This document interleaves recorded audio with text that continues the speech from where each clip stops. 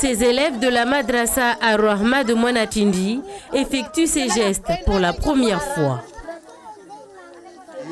Alors ça, on le fait comme ça, on le tourne un tout petit peu, on le plie pour bien l'embellir et après, on le place pour faire comme les torchis d'avant.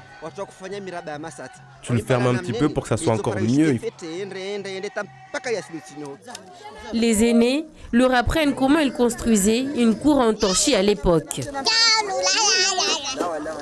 Oui, c'est très important pour moi parce que c'est les maisons que nos mères et nos grand-mères vivaient avant.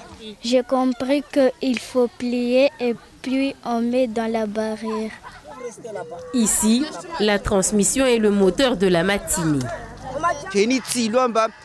Sur cette île, nous avons plein de bons artisans, plein de gens qui ont étudié.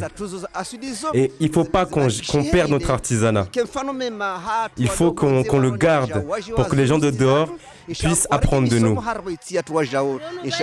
Les enfants d'aujourd'hui ne savent pas comment les gens vivaient avant, que les maisons n'étaient pas que du béton.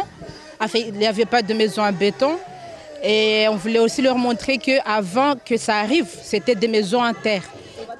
Juste à côté, un autre atelier de plantation pour embellir encore plus le site de Mdumbaju. On voulait aussi faire participer les enfants de la madrasse, qu'ils participent à la plantation, qu'ils sachent pourquoi planter, comment planter.